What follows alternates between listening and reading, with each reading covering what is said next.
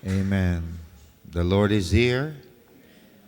Tulad ng inawit kanina, we are all blessed. Amen. Salamat sa biyaya ng Panginoon, sa kanyang pag-ibig sa atin. At tunay nga na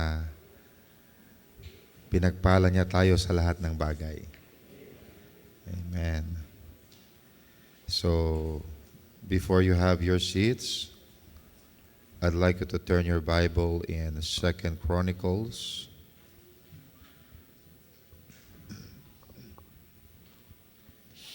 chapter 26.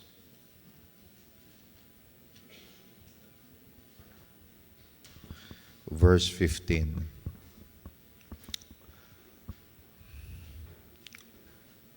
It says here,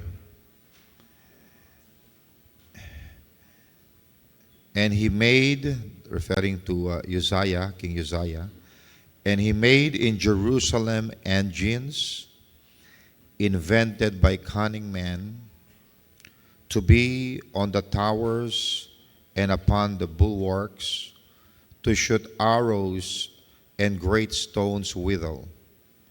And his name is spread far abroad, for he was marvelously helped till he was strong.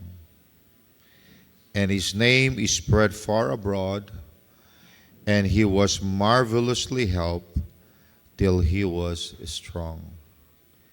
Amen. Tayo manalangin sa Panginoon.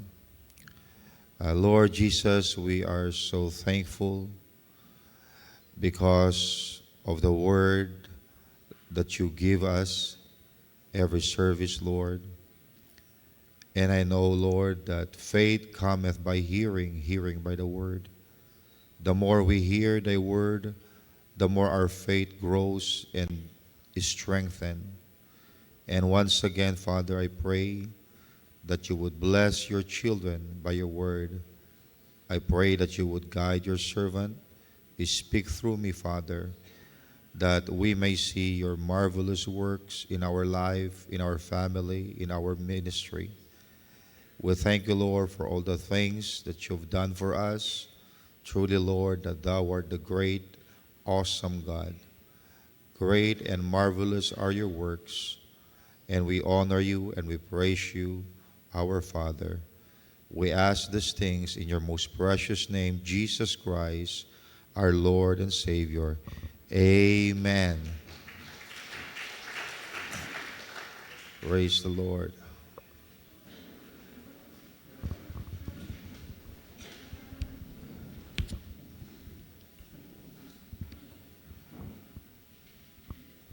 Praise God. So I'd like to speak on the message, Divine Connections and Destiny Helpers. Divine Connections and Destiny Helpers. Alam nyo, God can answer prayers in billions of ways. Napakaraming paraan para tugunin ng Panginoon ang ating panalangin. We could not limit God in one way because He has billions of ways to answer us. Now, He could answer on the spot by talking to you habang ikaw'y nananalangin, or He could give you a thought that you think you should do for His will without knowing that He's answering your prayer already. Or sometimes He could lead you into doing something without you even knowing.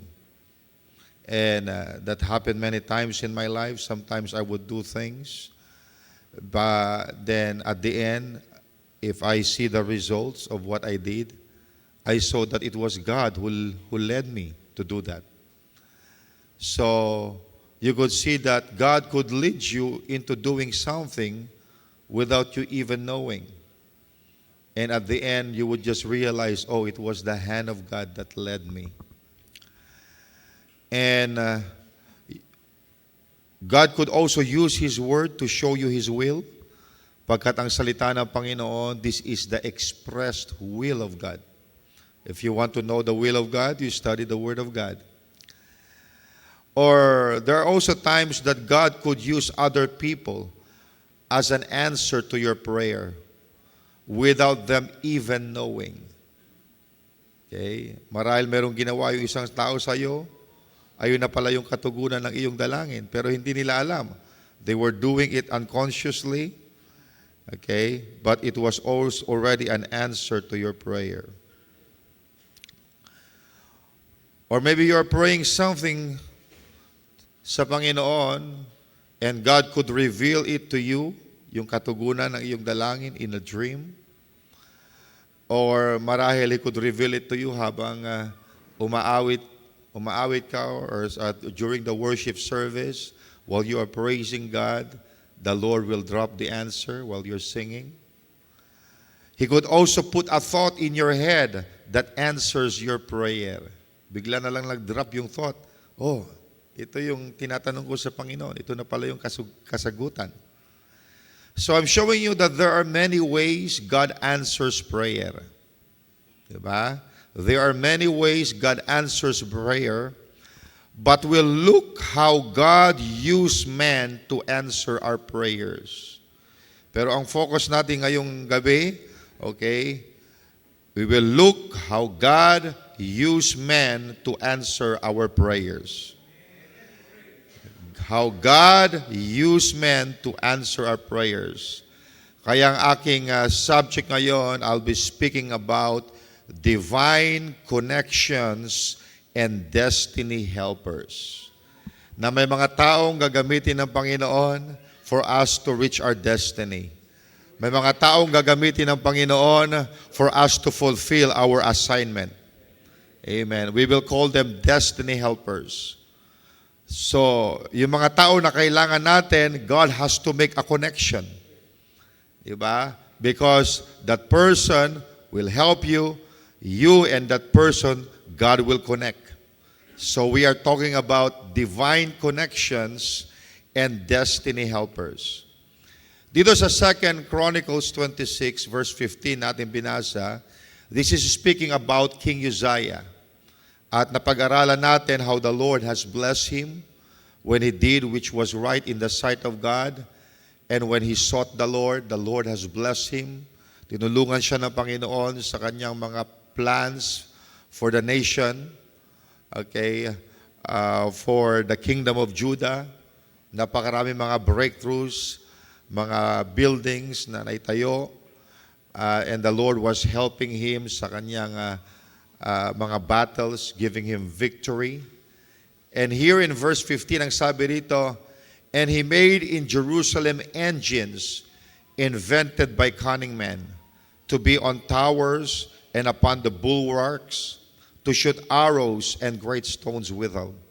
So meron din silang mga military breakthroughs, mga equipment silang naimbento that they use for military to strengthen their military. At anong sabi ito? And his name is spread far abroad. So dahil sa mga na-achieve niya as a king, ang kanyang pangalan ay hindi lamang naging tanyag sa kanyang pinamumunuang bansa, pero ito'y kumalat. At ang sabi dito, I'd like you to catch this now, sabi dito, and his name is spread far abroad, for he was marvelously helped till he was strong. So this man, King Uzziah, hindi niya ma-achieve yung mga na-achieve niya if he has no helpers. Ang sabi dito, for he was marvelously helped. Of course, it was God that helped him. Okay? But God always uses men to do that. Diba? So this man was marvelously helped. So nakita natin, Uzziah was marvelously helped. Alam nyo, if you have no helpers in this life, your life will be miserable. Diba? Because kailangan natin ng tulong. Diba? Hindi lahat ay nasa atin. Hindi lahat ng resources na kailangan natin ay taglay natin. Amen. Pero alam ng Panginoon, kilala niya yung mga taong pwedeng makatulong sa iyo. So if we have no helpers in this life, okay, you are miserable. But if you are a child of God, if you are an elect of God, God will make sure you are helped somehow. Diba? Whether through the ministry, whether through the circumstances, or through the people around your life. Amen. Gagamit ang Panginoon, amen, ng mga tao para ikaw'y matulungan. Why? Because God is a helper of men. So makikita natin that God could use His mighty hand to take you out of your situation. Ano mang kalagayan mo ngayon, ano mang situation mo ngayon, God is a great deliverer. He can deliver you out of your situation. He could use His mighty hand to move elements around you. Amen. To bring people into your life. Yung mga taong kailangan mo, dadalhin niya sa iyong buhay. Amen. That's the God that we serve. At ang Diyos na pinaglilingkuran natin, He can also bypass normal processes because He is not bound by processes. Kaya nga naniniwala tayo that God can do a divine acceleration na ibabypass niya na yung normal process na ang tagal-tagal, that what man can achieve in 10 years, God can achieve in a short time. Because God can accelerate things. That is the God that we serve. He is not bound by processes. Well, for us, we are bound by processes. But God is not bound. That's why you could not limit God. Amen. Kaya yung iniisip na tao na ito'y ma-accomplish in a period of 10 years, kayang i-accomplish ng Panginoon in a very short time. Why? Because God can speed up things.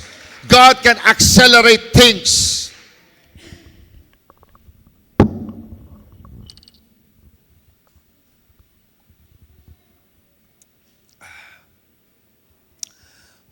Now remember what Jesus said. To everyone who asks, receives. To everyone who seeks, finds. And to everyone who knocks, the door will be opened. And I believe that one day, you will step into what you believe. Amen. Isang araw darating sa'yo na yung bagay na pinaniniwalaan mo ay mangyayari sa'yo. Yung bagay na pinaniniwalaan mo, magiging realidad sa buhay mo. Hallelujah! Remember, God has a track record in your life. He knows the things that you've been praying for. Maging yung mga panalangin mong matagal mo nang pinapanalangin, alam yun ng Diyos. Amen. Because God has a track record of your life. Ang sabi sa Bible na yung ating panalangin, it is stored in a vial. Amen. Hindi nasasayang ating panalangin. And He knows your faithfulness. He knows all your sacrifices. Nakikita lahat ng Panginoon. God has a recording angel to record all those things. Maging yung mga sacrifices mo na ginagawa para sa Diyos, marahil hindi nakikita ng mga tao yan, pero wala kang ginagawa na hindi nakikita ng Diyos. Everything is recorded. God has a track record about your life.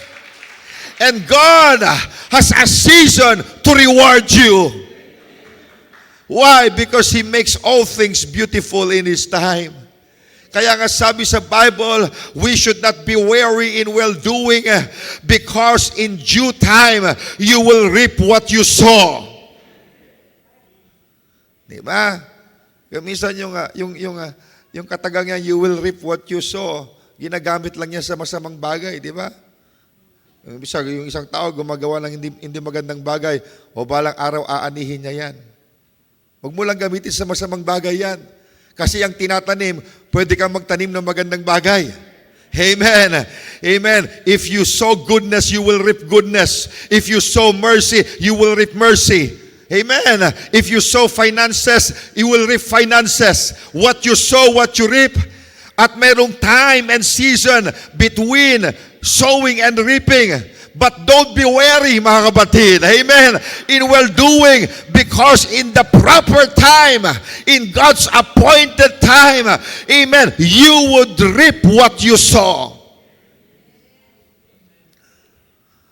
You know, God answers prayers through people, places, and things. Kaya sinasabi ko, never give up on your prayers. Hindi man dumating agad-agad, but never give up on your prayers. Especially mayroon kang pinangahawakan na salita ng Diyos. Amen. Never give up on your prayers. Why? Because God sometimes answers in unexpected ways. Amen. Kung minsan hindi mo inaasahan, amen, yung paraan na hindi mo inaasahan, ay yung pala ang gagamitin ng Panginoon para tugunin ang iyong panalangin. God answers in unexpected ways. I could say that God has a tailor-made solution for you. Pag sinabi kong tailor-made, okay, that means custom-made. Kumbaga sa damit, hindi yan ready-made na damit. Kumbaga pasadya yan. Na para sa'yo talaga, sinukatan ka talaga. Yung damit na yun, talagang sukat mo. Why? Because it's a tailor-made. Amen. And I'd like to let you know that God has a tailor-made solution for every problem you have. Amen. God has a tailor-made breakthrough for you. A tailor-made testimony in the making for you. A tailor-made way out for you. A tailor-made blessing with your name on it. Hallelujah. A tailor-made miracle for you. A tailor-made answer to your specific prayer. Amen. God has a tailor-made path to success for you. God has a tailor-made healing for your body and for your soul. Amen to that. God has a tailor-made financial breakthrough for you. God has a tailor-made restoration for your relationship. God has a tailor-made victory over your challenges. Amen. A tailor-made promotion for your life and your career. God has a tailor-made purpose and destiny for you. Do you believe that? I believe that with all my heart. Amen. Naalala ko si Naaman, the captain of the host of Syria. He was a great captain. Gustong-gusto siya ng king of Syria because through him, they had a lot of victories. Pero sabi sa Biblia, si Naaman, nagkaroon siya ng leprosy. Marahil marami na silang pinuntahan na lugar. Of course, Naaman has all the means to pay the best doctor in Syria para malunasan ang kanyang karamdaman. Pero hindi malunas. Okay? Maybe they have been to the best doctors doon sa kanilang lugar, pero hindi mapagaling yung kanyang karamdaman. Pero alam niyo, sabi sa Bible, okay, na itong mga Syrians, nagkaroon sila ng mga captives, ng mga Israelites. At sabi doon, meron silang nakuha na little maid, an Israelite, na siyang naging maid ng asawa ni Naaman.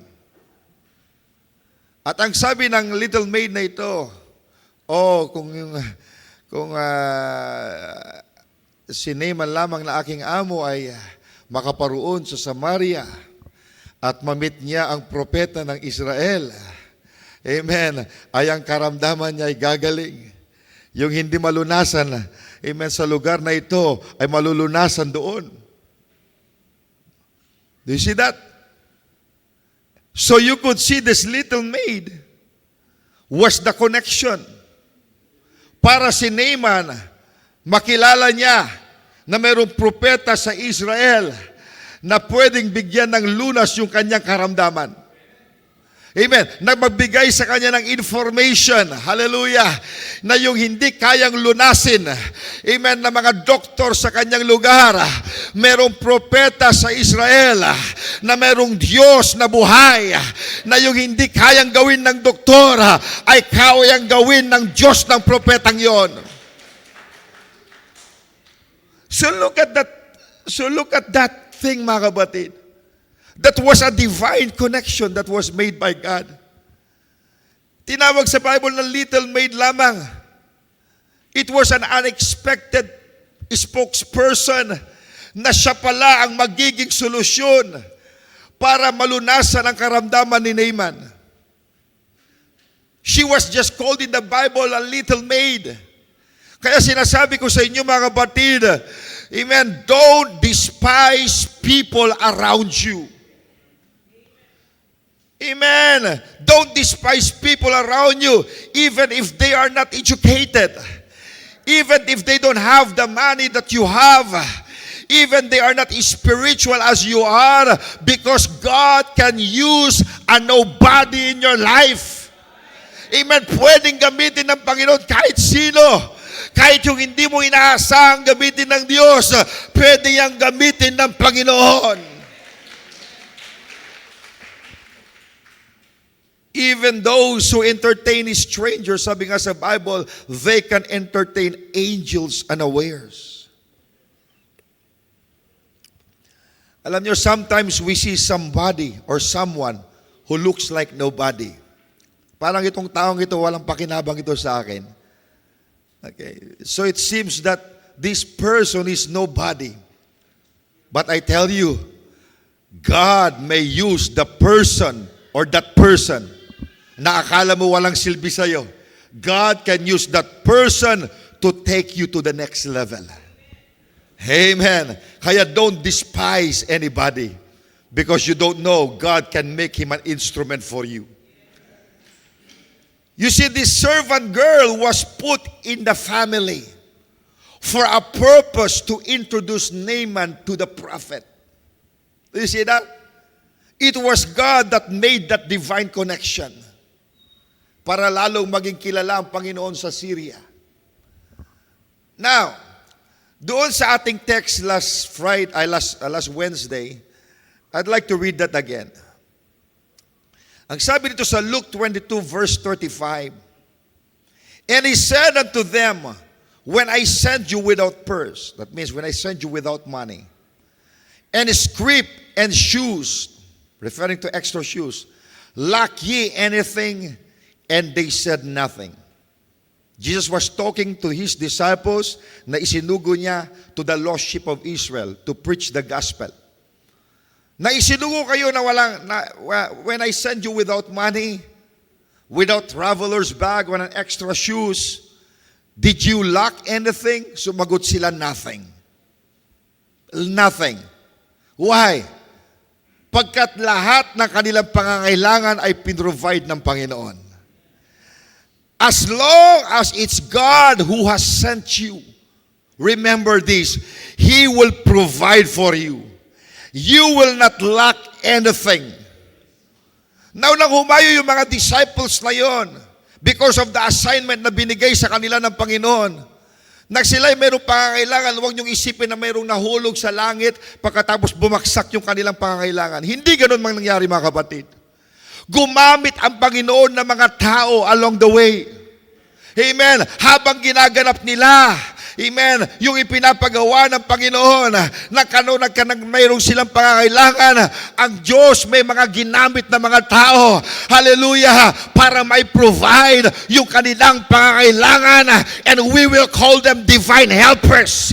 And when you do your assignment, mga kapatid, hallelujah, along the road, while you are doing yung pinapagawa sa iyo ng Panginoon, may mga tao na gagamitin ng Panginoon, amen, to provide all your needs for you to fulfill your God-given assignment. Amen. Do you believe that? Now let's read Psalm 45 verse 12. Ang sabi dito, and the daughter of Tyre, referring to the princess of Tyre, shall be there with a gift. Even the rich among the people shall entreat thy favor. The princess of Tyre will be there with a gift. You see, God could use people, even wealthy people, to come with a gift. Are you catching that?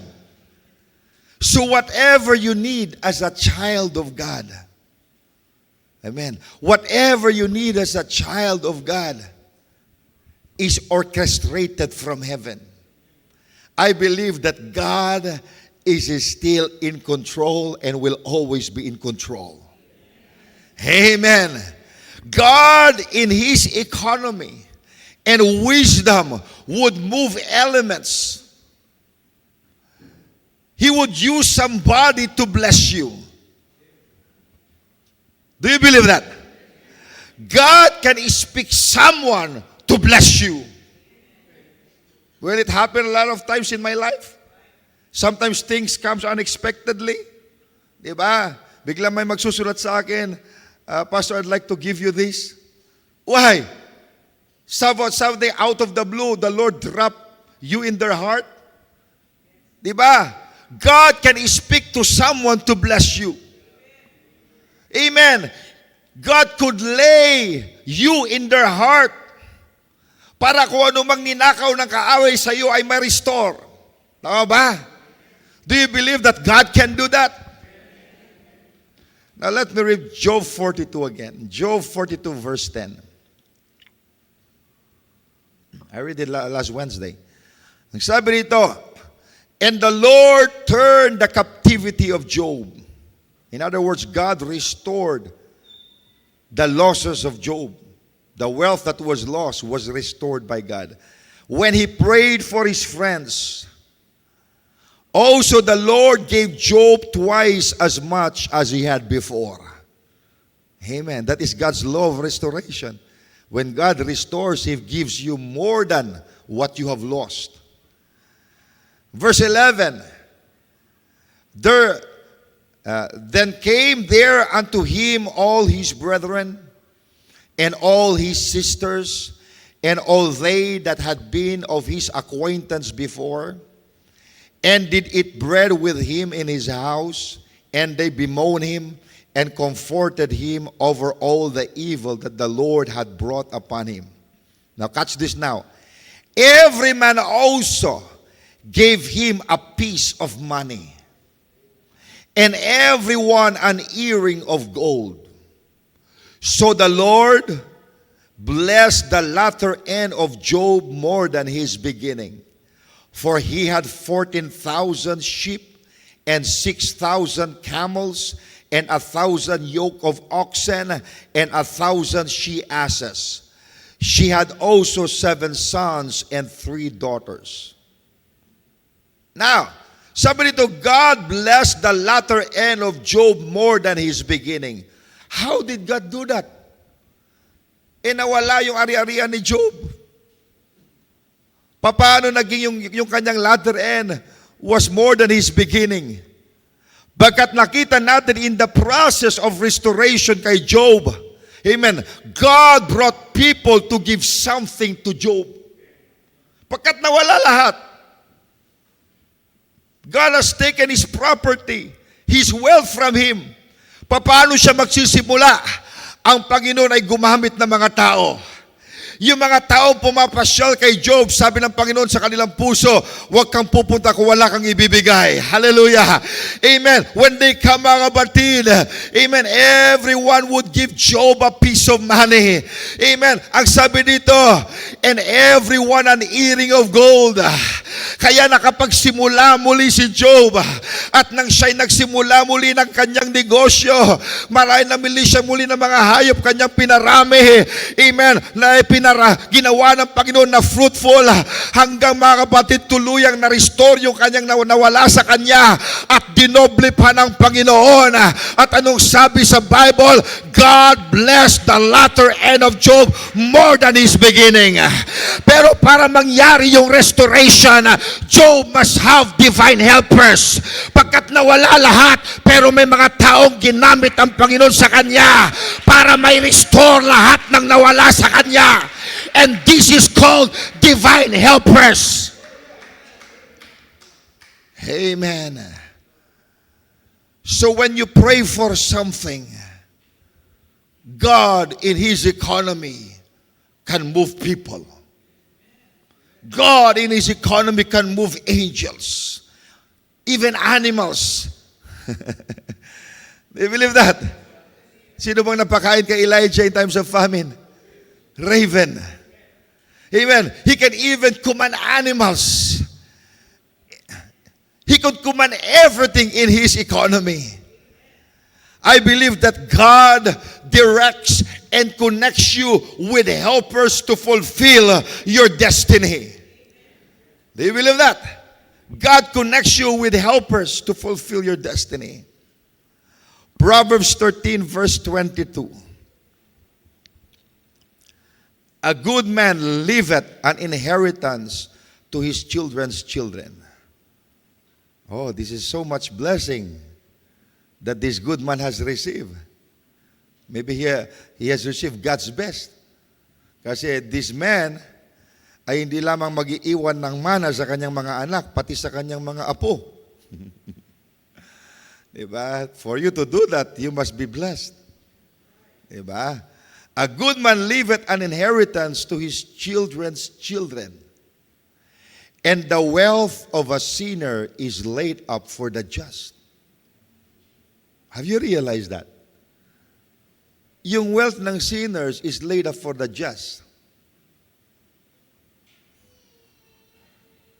Now, there are people who are sinners that God can use for you. Di ba? Alam niyo kung mga kasalanan, pag meron silang pera, saan nila gagamitin? Sa mga makamundong bagay, di ba? Tama ba?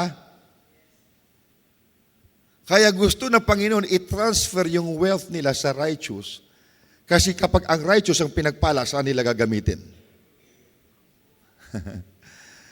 The wealth of a sinner is laid up for the just. Sometimes, God makes people work hard, and one day, God will transfer their wealth to you. Amen. Pagkat kung nandun sa kanila yung wealth, hindi nagagamit sa ng tama. Pero sabi ng Panginoon, amen, this gospel must be preached around the world. Amen, there must be a furtherance of the kingdom. At kinakailangan ng finances. Anong gagawin niya? God will transfer the wealth of the sinner to His elect para magampanan nila yung ipinapagawa ng Panginoon sa kanila.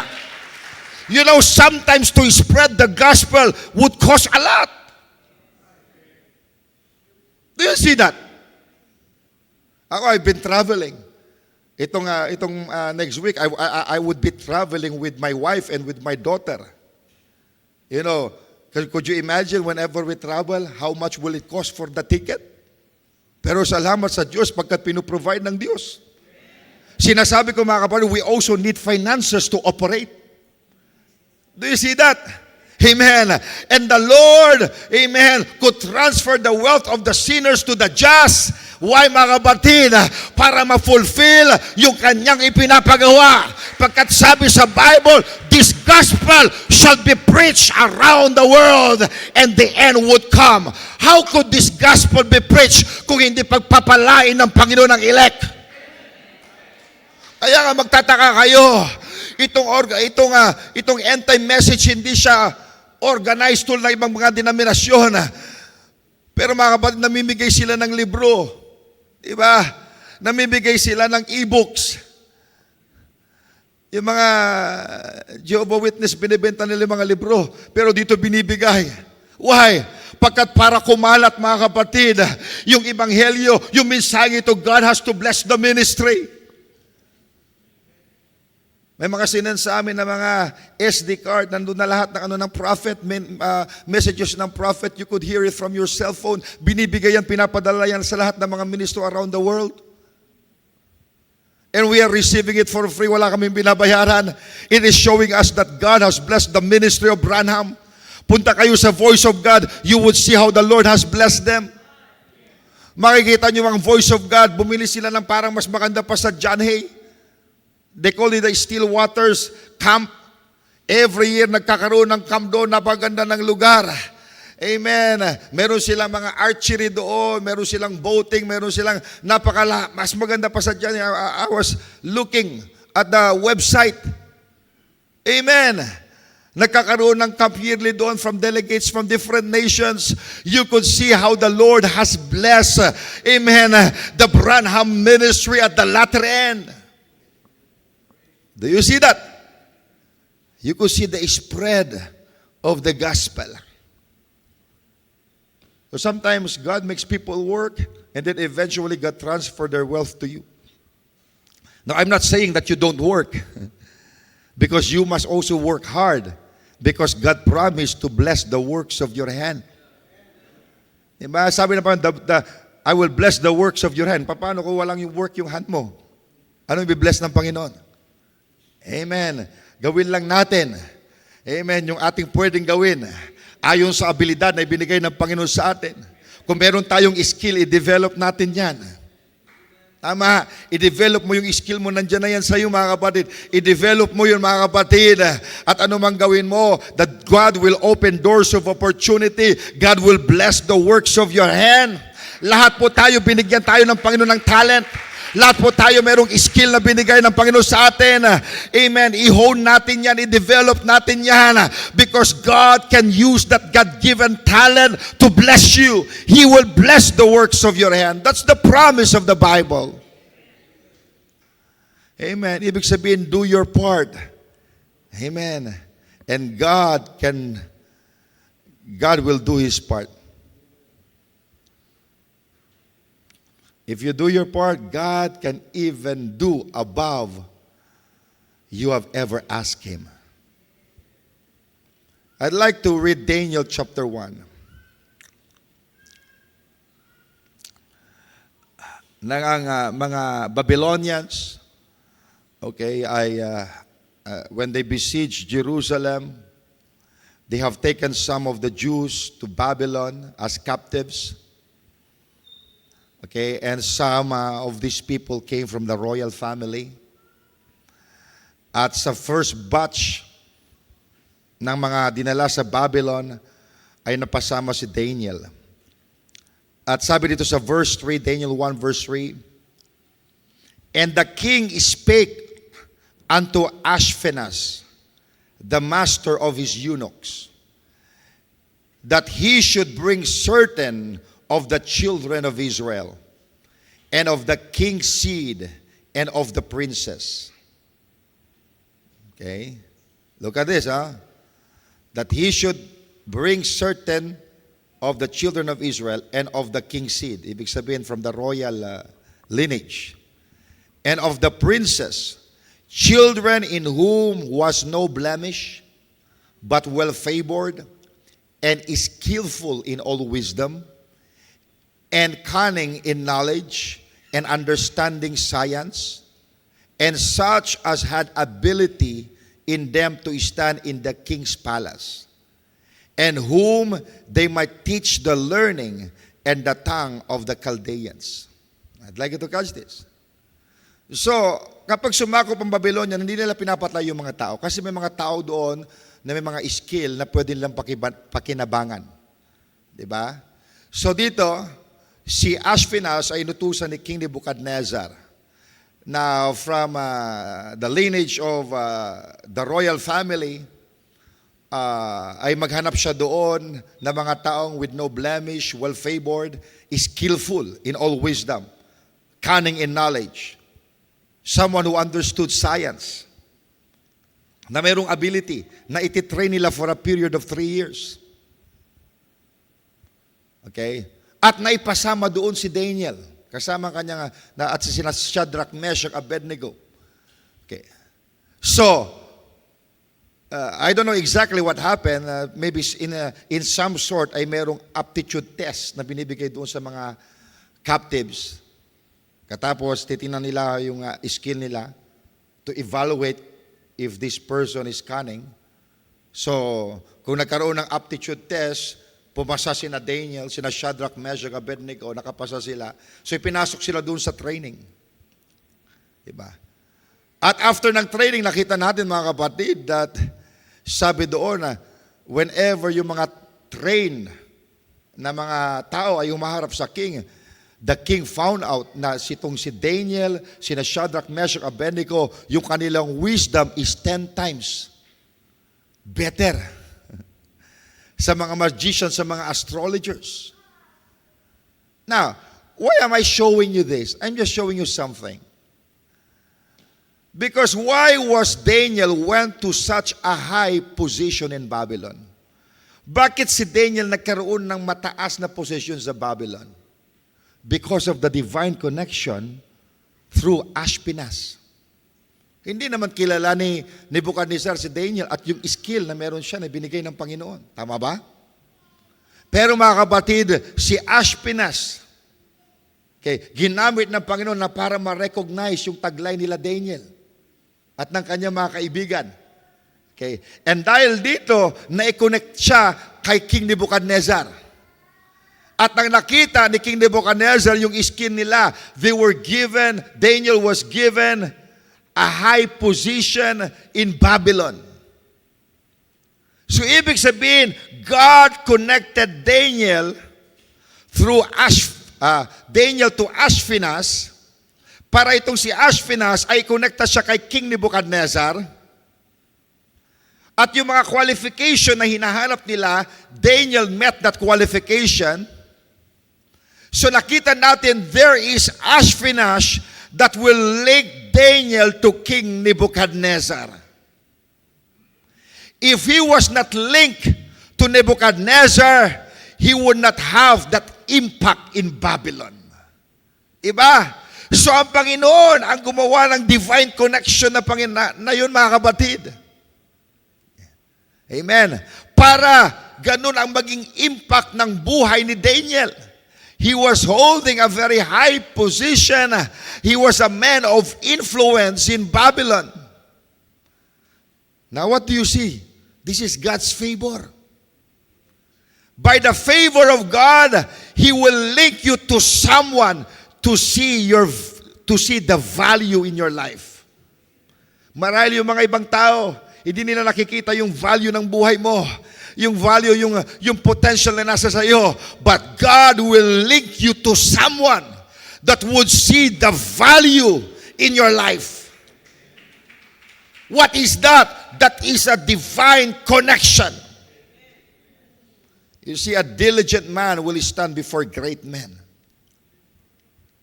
I'm showing you divine connection here. Naalala niyo si Cornelius when he was praying? Sabi sa Bible, this man is a devout man. Lagi siyang nanalangin. And one time while he was praying and fasting, the angel appeared to him. Diba? At anong sabi ng angel? Binigyan siya ng instruction. Sabi niya, magsuko ka ng mga messenger mo sa Joppa. Puntahan niyo yung lugar na ganito. Okay, yung bahay ni Simon the Tanner. Hanapin niyo yung taong nagngangalang Simon Peter. Why? Pagkat nananalangin si Cornelius, may mga bagay na gusto siyang maunawaan. Of course, no doubt, naririnig niya na about Jesus, but he doesn't really have the revelation who Jesus was. Diba? Pero anong ginawa ng Panginoon, mga kapatid? God sent an angel to make the connection. Diba? At nang nagpadala si Cornelius ng kanyang mensahero, God always work at both ends. If God dealt with Cornelius, He has also to deal with Peter. Kaya habang hindi pa dumadating, mga kapatid, yung mensahero na isinad ni Cornelius, ang Panginoon nagbigay na ng vision kay Peter. At nang dumating yung mga tauhan ni Cornelius, sabi ng Panginoon kay Peter, okay, pumunta ka doon sa gate, merong 3 tao naghahanap sa'yo. Sumama ka sa kanila. Amen. What is that? God Amen. Making a divine connection. Hallelujah. Pagkat nananalangin si Cornelius, may mga bagay na gusto siyang maunawahan. Amen. At si Peter, yung kapahayagan na kinakailangan maunawaan ni Cornelius ay taglay ni Peter. So God has to connect these two people. Amen. Para mga kapatid, ma-meet yung spiritual need ni Cornelius at ng kanyang sambahayan. Amen. God has to connect him to Peter. Kinausap ng Diyos si Peter. Because God works on both sides. Naku niyo mga kapatid, that was a divine connection. Amen. Pagkat ang gusto ng Panginoon, si Pedro ang mangaral kay Cornelius. Actually, pwede rin yung angel ang magsabi sa kanya, di ba? But God chose men to preach the gospel. And God made that divine connection. Kaya hindi mo pwedeng sasabihin, by chance, nakilala ko itong mensaheng ito. O nagkataon na mayroong nag-invite sa akin sa Mount Zion Tabernacle at nakaparinig ako ng mensahe. Hindi mga kapatid. It was God who made the divine connection. You could not even come to this message kung walang divine connection na nangyari mga kapatid. Alam ng Panginoon kung sino yung tao na kinakailangan mo ma-meet para madala ka sa mensaheng ito. Even because our life is pre-planned by God, God has to make the connection to fulfill His plan for your life. Kaya nandito tayo sa mensahe, not by accident. God made the connection. Hindi by chance, amen, na napunta ka sa Mount Zion, ito ang tinalaga ng Panginoon na home church mo. Dito ka dinala ng Panginoon. Pwede kang mapunta sa iba, pero dito ka nilagay ng Panginoon. Pagkat sa kanyang plano, this will be your home church. It's God that connected us all. Why? Pagkat sa mind ng Panginoon, you would be under this ministry. Kaya kinonekta niya tayo. It did not happen by chance or by accident. This is a divine connection of God. Amen. Ang Panginoon ang gumawa na lahat ng mga bagay. Look at how God linked Ananias to Paul. Pagkat alam natin nabulag si Paul, di ba? When he met that pillar of fire on his road to Damascus, dinala siya sa isang bahay sa Damascus. Bulag siya. Pero anong ginawa ng Panginoon? God has to make connection. Amen. Kinausap niya si Ananias. Puntahan mo si Paul. Ayaw pa ni Ananias. Kilala namin yung taong ito. Hindi, sabi niya, he is a chosen vessel. Amen. To bring this message to the Gentiles. Puntahan mo siya. Na pwede nang i-reveal right away na Panginoon kay Paul yung plano niya. No, but it takes Ananias. Amen. Na pumunta kay Paul who made this connection. Panginoon. Kasi bago pa dumating sa Ananias, binigyan na ng dream ng Panginoon si Paul na mayroong tao na pupunta doon. Amen. Ipapanalangin siya para siya makakita muli. Amen. That is a divine connection. Amen to that. Amen. Look at how God linked Philip to the Ethiopian eunuch. Pauwi na yung Ethiopian eunuch na ito with a high position under the Queen of Ethiopia. Nag-worship siya sa Jerusalem. On his way, nagbabasa siya. Amen. Ng scroll from the book of Isaiah. Hindi niya naunawaan. Pero the Lord has already given instruction. Amen. To Philip. After niya mangaral sa Samaria, sabi niya pumunta ka sa south. At naglalakbay si Philip, nakita na yung chariot nung sabi na lumapit ka sa chariot na yan. Lapitan mo yan. At nang lumalapit siya mga kapatid, nagbabasa. Amen. Yung eunuch. Doon sa ating Bible, it's in Isaiah 53. Kaya sabi ng Panginoon, lapitan mo siya. Ay sabi niya, naunawaan mo ba yung binabasa mo? Sabi niya, paano ko maunawaan? Maliban kung mayroong magpaliwanag. Amen. And God spoke to Philip. Sabi niya, go join yourself to the chariot. Amen. What was God? That is a divine connection. Amen. Go join yourself to the chariot. Amen. Because God will cause someone to join you. Someone with more revelation, more wisdom, God will join you to the missing piece in your life. Why? Because mga kapatid, I believe that God is in control. God could orchestrate things. God could make a divine connection. Alam niyo, may taong nangangarang John Sharit.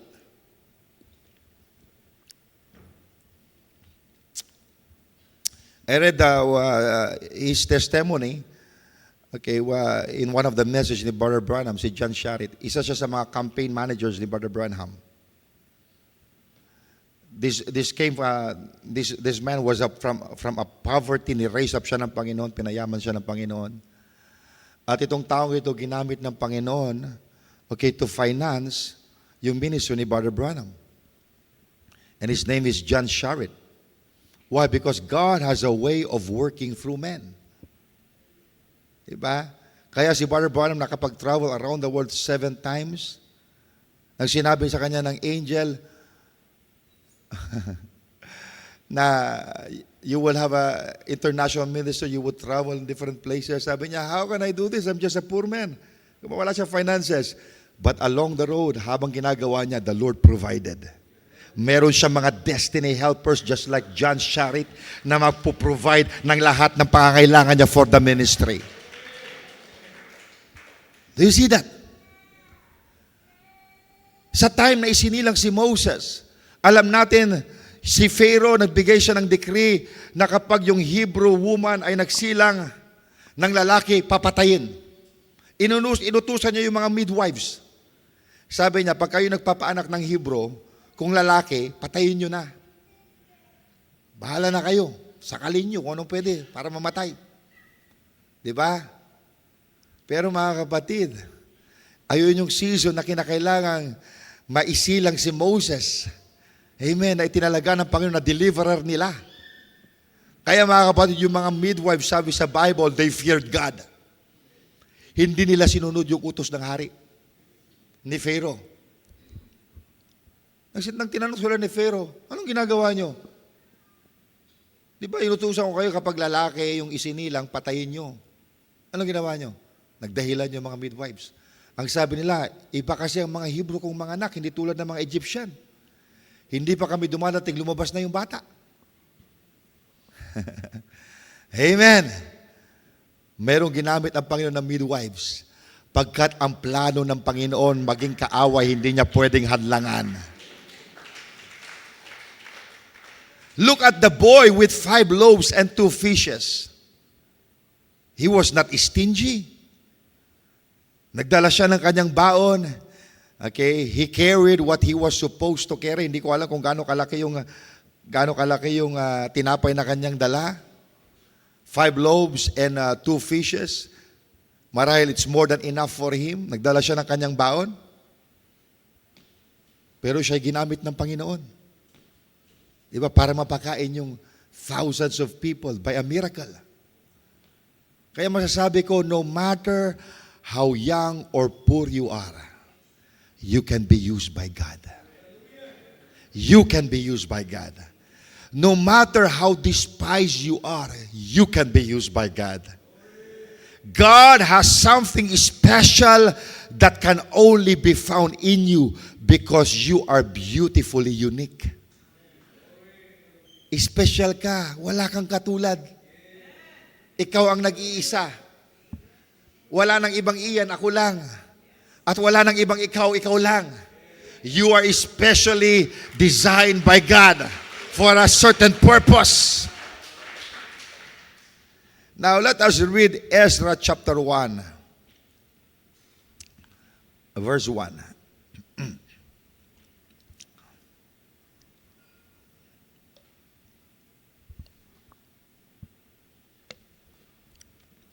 Now in the first year of Cyrus, king of Persia, the word of the Lord by the mouth of Jeremiah, that the word of the Lord by the mouth of Jeremiah might be fulfilled. Ano sabi dito? The Lord stirred up the spirit of Cyrus, king of Persia, that he made a proclamation throughout all his kingdom and put it also in writing, saying, and you would see the proclamation if you read the verse. I'd like you to catch this, mga kabatid, because I'm talking about divine helpers. Okay? It has been prophesied by Jeremiah that after 70 years, God will bring His people back. Tama, mga kabatid? And according to the prophecy of Daniel that Gabriel gave him, amen, that the sanctuary would be rebuilt. Even the walls would be rebuilt in troublous times. Ngayon, mga kapatid, ang sabi nito, for God to fulfill the prophecy of Jeremiah, anong ginawa niya? The Lord stirred up the spirit of Cyrus, king of Persia, na magbigay siya ng proclamation na lahat ng mga Hudyo doon sa Babylon, bibigyan niya ng permit para sila'y bumalik sa kanilang homeland at para i-build nila yung kanilang temple. At inustusan niya yung mga tao na yung mga neighbor ng mga Jews na magbabalik doon sa kanilang homeland, na kung anong pwede niyong itulong, anong pwede niyong ibigay, tulungan niyo sila. At inutusan niya na yung mga treasures, yung mga nakuha ni King Nebuchadnezzar from the temple ay i-restore back sa kanila. What was God doing? God stirred the heart of Cyrus to give to Israel, mga kapatid, yung mga kinakailangan nila para sila'y matulungan. God stirred up the heart of Cyrus para makabalik sila to fulfill the prophecy. Amen. At para sila'y matulungan sa kanilang rebuilding of the temple. Why? Because they were praying to rebuild the temple. Even Daniel sought the Lord, praying for Jerusalem, for the restoration of Jerusalem. But they don't have resources to build the temple. Amen. Pero ang Panginoon, alam niya ang kanyang gagawin. Amen. Because God, amen, could make a divine connection and raise up destiny helpers to fulfill His word, to fulfill His plan. So anong ginawa ng Panginoon? God stirred up the heart of King Cyrus, who had the resources. He made a proclamation. Why, mga kapatid? Hindi pwedeng mahadlangan ang plano ng Panginoon sa buhay mo. At alam ng Panginoon paano niya gagawin para ma-fulfill niya yung plano niya sa buhay mo. Amen. Pwede siyang gumamit kahit unbeliever. Amen. Pwedeng gamitin ng Panginoon para ma-fulfill ng Diyos ang plano niya sa buhay mo. Now look at in the time of Nehemiah. Because in the time of Nehemiah, God uses King Artaxerxes. Diba? Pagkat yung walls ng Jerusalem hindi pa na-build. Nang nabalitaan yung ni Nehemiah chapter 1, ang sabi sa Bible, mga kapatid, it became a great burden sa puso ni Nehemiah. Hinanalangin siya sa Panginoon. He cried to God. Amen. At nag-ayuno siya. He was praying to God. Diba? Even asking for the forgiveness of the nation of Israel. Pagkat gusto niya ma-rebuild yung walls of Jerusalem. Tama ba? At tingnan natin dito sa Nehemiah chapter 2. Pagkat when he was in his post of duty as a butler kay King Artaxerxes, napansin ni King Artaxerxes medyo malungkot ang kanyang mukha. Sabi niya, bakit ka malungkot? Wala ka namang karamdaman. So, nag-open up si Nehemiah. Okay? At nag-open up si Nehemiah, look at verse 4. And the king said unto me, For what dost thou make request? So I prayed to God of heaven. Look at this one. How God would use the king. So, sinabi ni Nehemiah, yung burden niya, nagtanong yung hari, ano ba yung request mo? Sabihin mo yung request mo. Anong sabi diyan? So I prayed to God, to the God of heaven. Hindi ibig sabihin yan, nang sinabi ni King Artaxerxes, ano yung request mo? Mahal na hari, can you give me 5 minutes? Pupunta lang ako sa room, mananalangin, at babalik ako, sasagutin kita. You know, he was just praying in his mind. Nang tinanong siya, kinakailangan niyang sumagot agad. Panginoon, anong sasabihin ko? Are you catching that? And i-jump natin sa verse 7. Okay? Nabigay siya ng kanyang request at sa verse 7 sabi niya, "Moreover, I said unto the king, if it please the king, let the letters be given me to the governors beyond the river, that they may convey me over till I come into Judah." At sabi sa verse 8, "And a letter unto Asaph, the keeper of the king's forest, that he may give me timber to make beams for the gates of the palace, which appertain to the house, and for the wall of the city, and for the house that I shall enter into." And the king granted according to the good hand of my God upon me.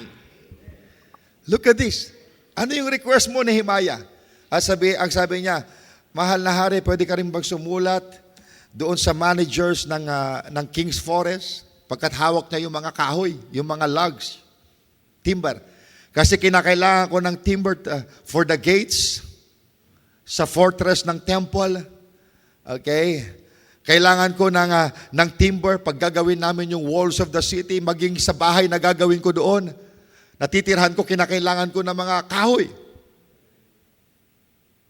At anong sabi sa Bible? And the king granted. Why? According to the good hand of my God upon me. So maging yung rebuilding ng walls, di ba mga kapatid, ang Diyos ang nag-provide. Pinapakita ko sa inyo mga kapatid that God is a provider. Amen. Kaya yung ating mga projects sa church, ang Panginoon kaya niyang mag-provide. God can stir up the heart of a person para maibigay lahat ng ating pangangailangan. Amen. So God moved in the heart of the king of Persia to provide the thing that they need.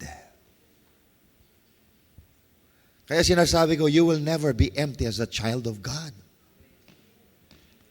You will never beg because God is still Jehovah Jireh. You will never beg. Ang sabi ni David, "I was young and now I'm old. I've never seen a righteous forsaken, nor his seed begging for bread." Why? Because God provided everything for David. Sabi niya, "The Lord is my shepherd, I shall not want." Sa ibang translation, "The Lord is my shepherd, I have all the things that I need." Why? Because God is providing. He is still the great Jehovah Jireh.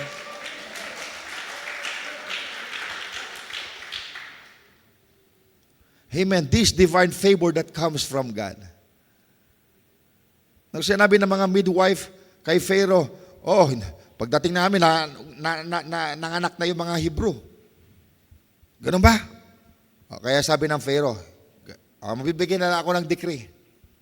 Kasi pagdating nyo naman, nanganak na yung mga Hebrew woman na yan. Magbibigyan na ng decree. Kapag nagsilang ang Hebrew woman ng lalaki, itapon nyo na sa Nile River." That was the decree. Pero mga kapatid, anong ginawa ng mother ni Moses? Nilagay niya si Moses sa basket. Amen. At ginaid ng Panginoon yung basket na yon. Hallelujah. At tamang-tama mga kapatid, habang umaagos yung basket, amen, inudyukan ng Panginoon yung daughter ni Pharaoh. "Pumunta ka doon, you wash yourself."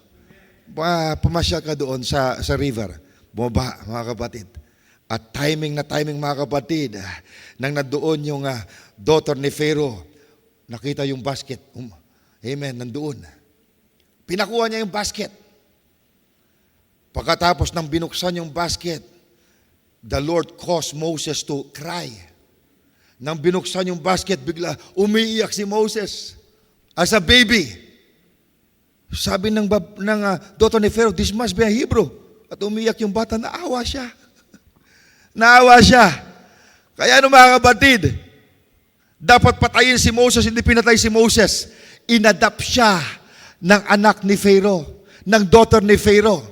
Kaya ang problema niya, sino magpapagatas, mag-aalaga kay Moses?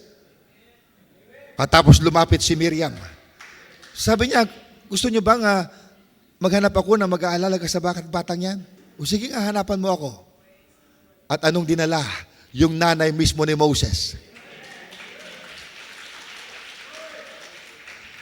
Yung nanay ni Moses, inaalagaan yung kanyang sariling anak na merong bayad.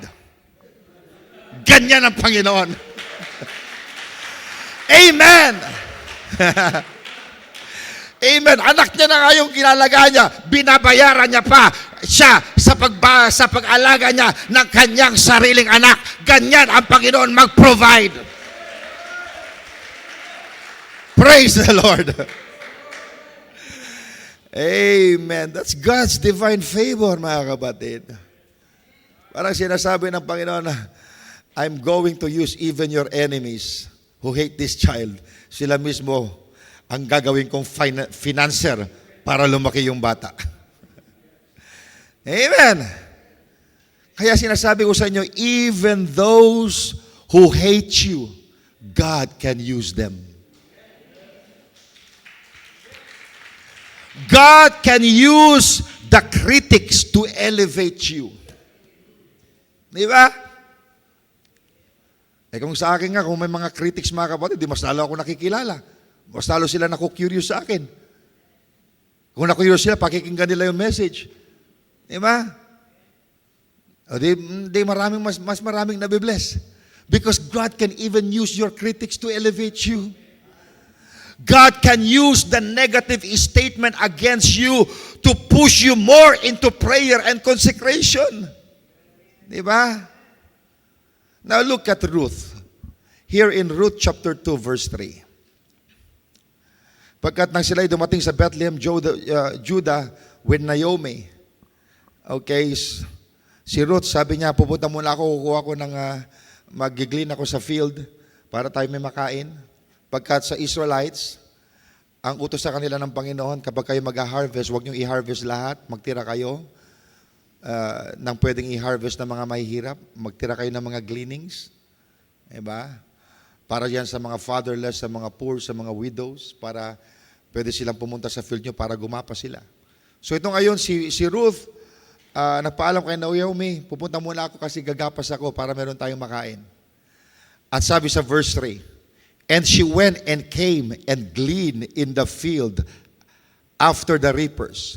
And Hap was to light on the part of the field belonging unto Boaz, who was of the kindred of Elimelech. Nang pumunta si Ruth para mag-glean, napakaraming field doon sa Bethlehem. Tama ba? At estranghero lang siya doon, hindi niya kabisado yung lugar. Pero mga kapatid, ang sabi dito, ginide siya, it happened na ang napuntahan niyang field, yung field mismo ni Boaz. At si Boaz, he's a near kinsman sa kanila, kay Naomi. Nakuha natin mga kapatid, sino nag-orchestrate doon? Ang Panginoon ang nag-guide. It did not happen by chance.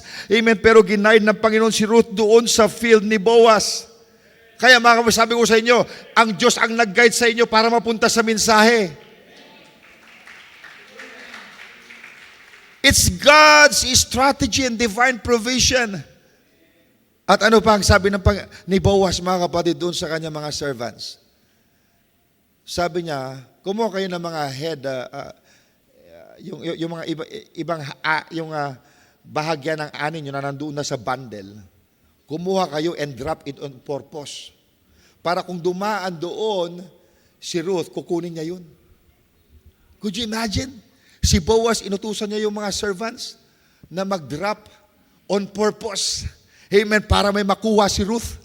Ganyan ang Panginoon mga kapatid, pwede niyang utusan ang mga tao, amen, to drop on purpose para meron kang blessing. Amen. Marahil mga kapatid, nagpapasada ka, sabi ng Panginoon, amen, bibigyan kita ng maraming mga pasahero ngayon. Amen. Anong gagawin? I-guide ng Panginoon yung mga passenger na sumakay sa iyo. Why? Because God is in control of everything. Sabi ng isa, gusto kong bumili ng ganito. Nang malapit na siyang bibili, sabi niya, teka lang, ang daming pagbibilhan. Pero sabi niya, dito na lang. Pagkat nandoon ka, ikaw yung nagninegosyo doon. Pumasok sa doon sa'yo. Why, mga kapatid? Because God can orchestrate things. Kung gusto kang pagpalain na higit ng Panginoon, kayang-kaya niyang gawin. Amen. Helpers on the field to drop a handful on purpose. Kaya if you have no helpers in this world, you are miserable. Pero salamat, God has given us helpers. Amen. Praise God. God can cause unlikely sources. You know, sometimes you think what you think would be against you can be for you. Tingnan niyo si Hannah. Di ba? Si Elkanah, dalawang kanyang asawa, di ba? Si Penina at si Hannah. Si Hannah hindi siya magkaroon ng anak, bakit barren siya. Kaya anong ginagawa ni Penina? Sabi sa Bible, pinoprovoke niya si Hannah. Bagkat siya'y barren. Nagkaroon naman ako ng anak. Ilan ang anak mo? Wala pa. Pupunta sila doon sa sanctuary para mag-alay ng sacrifice. Bibigyan ni Elkanah ng a portion kay Penina sa kanyang mga anak. Si Hannah, wala siya mga anak. Elkanah will just give a worthy portion para kay Hannah. Pinoprovoke siya lagi ni Penina. Parang kinakantsawan siya, ngayon wala ka pang anak. Sinubukan mo na, wala kang anak. Kaya sa palay ko, mas mahal ako ng asawa natin kasi hindi mo siya nabigyan ng anak. Mga kapatid, kahit yung mga negative na yun, ginamit ng Panginoon yun. Why? Because yung pagpuprovoke sa kanya ni Penina, naging desperado si Hannah. Di ba? Kasi kung wala nagpo-provoke sa kanya, baka tinanggap niya na lang na ganun. Na wala talaga akong anak, okay lang. Di ba? Pero dahil siya'y pinoprovoke, mga kapatid, oh my, naging desperado siya. Kaya humingi siya sa Panginoon.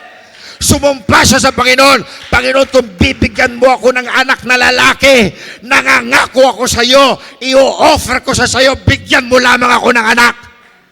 Mga kapatid, amen, bagamat siya'y barren, naging fruitful siya, binigyan siya ng Panginoon ng anak. Why? Pagkat mayroong nagpo-provoke sa kanya.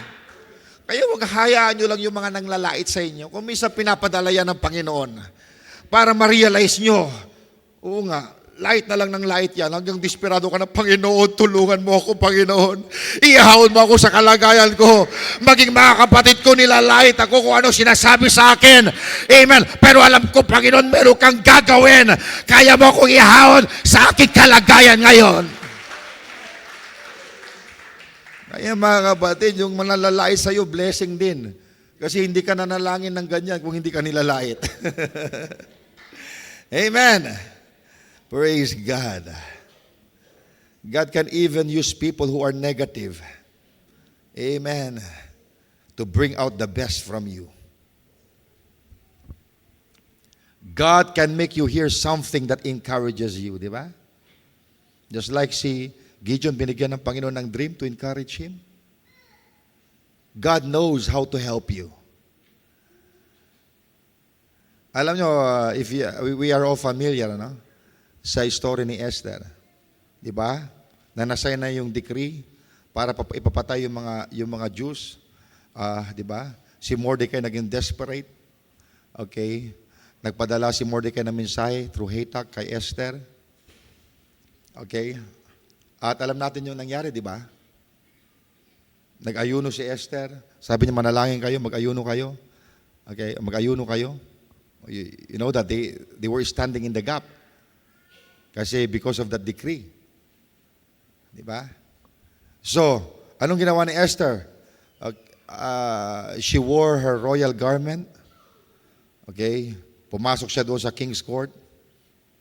And she obtained favor in the sight of the king. Hinawakan niya yung scepter. Sabi ni King Ahasuerus, what is your request? Pwede ka bang maimbitahan ngayong araw na ito for a banquet kasama mo si Haman? So, binigay and ginrat ni King Ahasuerus yung request ni Esther. So, they attended Esther's banquet that day kasama si Haman. So, habang sila'y kumakain, ang sabi ni King Ahasuerus, Esther, ano bang ano ba yung pakay mo? Ano ba yung request mo? Even to the half of my kingdom, I will give it to you. Sabi niya, mahal na hari, if I obtain favor in your sight, pwede ba bukas ay maimbitahan ko kayo muli ni Haman for a banquet? Sige. Sabi niya. So, nag-uwian sila. Itong si Haman umuwi sa kanyang bahay. Masaya siya kasi sa dami ng pwedeng imbitahan sa banquet na yon, siya lang inibitahan. So masaya si Haman umuwi. Pero nang papalabas siya sa gate, nakita niya si Mordecai, nainis siya. Kasi itong taong ito hindi nagbabaw sa kanya, hindi natatakot sa kanya, so nainis siya. So umuwi siya, medyo nainis siya. Sabi niya, grabe, ang ganda-ganda na nga lang nang nangyari. Ito na naman si Mordecai, nakita ko yung pagmumukha niya. Sa tuwing nakikita ko yung pagmumukha niya, nainis ako. Diba? Pero anong ginawa niya? Nagmalaki na lang siya, nagpasikat siya. Ganito na ako kayaman ngayon, pinromote ako ni King Ahasuerus, ganitong aking posisyon, ganyan-ganyan. Ito ang mga yaman ko, napakarami kong anak, ganyan-ganyan. Pero parang hindi ako matahimik kahit mayaman na ako, magandang posisyon ko, hanggat nandiyan si Mordecai. Kaya nagsuggest sila, bakit hindi na lang tayo gawa nito ng pole para ituhog mo dyan si Mordecai? So, bukas ng umaga, maaga ka, i-request mo na lang yung buhay ni Mordecai para matapos na yung problema mo. Sabi niya, maganda yan ha. Sige, gawa tayo ng pole. Gumawa sila ng pole na mataas. Sabi niya, maaga ako bukas. Maaga ako bukas para i-request ko yung buhay ni Mordecai para maisabit ko na dyan. So, pero yung gabing yun, sabi sa Bible, hindi makatulog yung hari. Hindi siya makatulog. Hindi siya patulugin ng Panginoon. Kaya sabi niya, doon sa kanyang attendant, hindi ako makatulog. Anong gagawin ko? Uminom na ako ng ganito, hindi pa rin ako makatulog. Sabi niya, basahan mo na lang ako. Kunin mo yung chronicle doon, yung history book ng aking paghahari. Ilabas mo at magbasa ka. So kinuha yung libro, nagbasa siya. Makapal yung scroll, maraming pwedeng basahin. Pero nang binuksan, ang binasa nung magbabasa, merong araw na merong gustong mag-assassinate sa'yo. Ang pangalan niya itong dalawa. Pero itong plot of assassination ay napigilan dahil ni-report ni Mordecai. Sa dami ng pwedeng basahin sa history, ayun nabasa. At sabi ng hari, ay ang si Mordecai, nabigyan ko na ba yan ng gantimpala? Na-rewardan ko na ba yan sa ginawa niya? Kasi kung hindi niya na-report, patay na pala ako. Nagantimpalaan ko na ba yan? Wala pa nga wala pa tayo nagagawa sa kanya. Nako, sabi niya, hindi siya makatulog, madaling araw na, magwaga na. Dapat bigyan ng gantimpala yan. Maaga si Haman, pumunta doon sa court. Sabi niya, teka, anong kaya magandang gawin sa taong niya? Sino bang nandiyan sa court? Hindi na. Si Haman nandiyan na, maaga siya. Tawagin niyo siya. Tinawa si Haman. Ano mahal hari? Alam mo, mayroon akong gustong gawan or i-honor na isang tao. Sabi ni Haman, sino pa ba yung taong yun kundi ako lang? So sabi niya, bigyan mo nga ako ng idea kung anong magandang gawin sa taong ito. Siyempre yung gusto niyang mangyari sa kanya. Akala niya siya yung tinutukoy. Sabi niya, mahal na hari, kung gusto niyong i-honor yung taong yan, itong magandang gawin. Yung isa mo sa mga royal robe, ipapasuot mo sa kanya. At ipasakay mo siya sa yung karwahe, isa sa mga karwahe mo, yung merong seal doon sa ulo ng kabayo. Na ayun yung karwahe mo, pasakayin mo siya. At umutos ka ng isang noble na siya ang mag-iikot sa taong yun. At isasigaw niya, ito ang gagawin ng hari. Amen. Ito ang gagawin sa tao that pleases the king. Iikot siya. Sabi niya, Haman, magaling ka talaga. Ang ganda ng idea mo. Ang ganda ng idea mo. Sabi niya, gawin mo yan kay Mordecai. Nako. Alam mo mga kapatid, kahit may plano ang kaaway, ang Panginoon pa rin ang may kontrol ng lahat ng bagay. Wala siyang magawa. Pinuntahan niya si Mordecai, dinamitan niya ng balabal ng hari, pinasakay niya sa karwahe ng hari, at umiikot siya. Ito ang gagawin sa tao that pleases the king. Ito ang gagawin sa tao that pleases the king. Mga kapatid, umuwi siya, umiiyak. He was so humiliated. Do you see that? Mga kapatid, alam mo mga kapatid, mamaya yung problema mo, amen, siya ang magpaparada sa iyo. At sasabihin ng problema mo, yung Diyos ng taong ito mas malaki kaysa sa akin. Amen. Pagkat Diyos na may likha ng langit at lupa ang ating pinaglilingkuran. May plano man na hindi maganda si Satanas sa iyo, pero ang plano ng Panginoon is to bless you even more and to bring you to your expected end. Walang magagawa si Satanas. If God intend to bless you, not even Satan can stop it.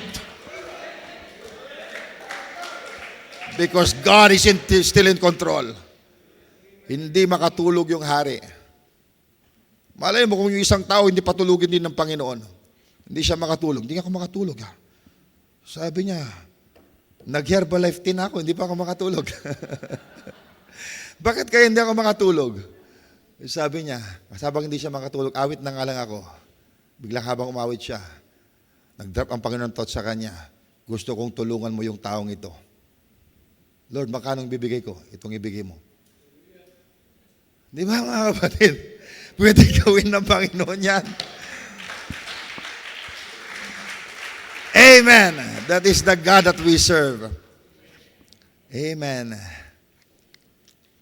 Now, I'd like to show you. I'm about to finish. Dito, I'd like to show you Paul's sa ministry ni Paul. Dito sa Acts 16 verse 14. And a certain woman named Lydia, a seller of purple of the city of Thyatira, which worship God, heard us, whose heart the Lord opened, that she attended unto the things which were spoken of Paul. Nang nasa Philippi si Paul kasama si Silas, nakita nilang group of women, nagkakaroon sila ng fellowship. Okay, nilapitan ni Paul. Okay, nagbahagi si Paul. Sabi dito, okay, binuksan ng Panginoon yung heart ni Lydia, whose heart the Lord opened, that she attended unto the things which were spoken of Paul. Binuksan niya ang puso sa mensahe na ibinahagi ni Paul. At sabi ito, itong si Lydia is a seller of purple.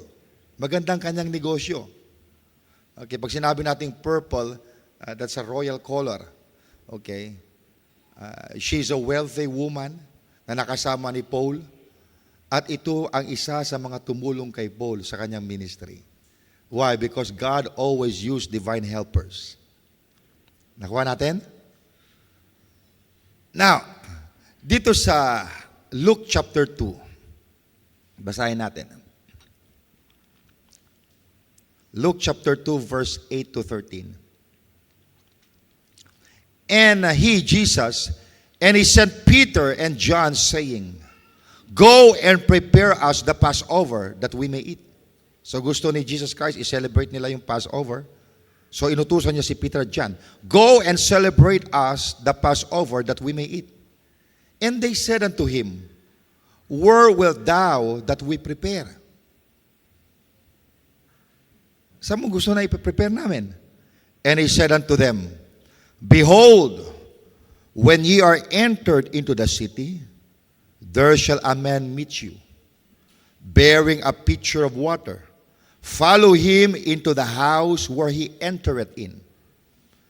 And ye shall say unto the good man of the house, The master saith unto thee, Where is the guest chamber, where I shall eat the Passover with my disciples? And he shall show you a large upper room furnished. There make ready. And they went and found as he had said unto them, and they made ready the Passover. Now here comes Jesus. He wants to celebrate the Passover with His disciples. Okay, maghanda na kayo sa Passover. Saan kami pupunta?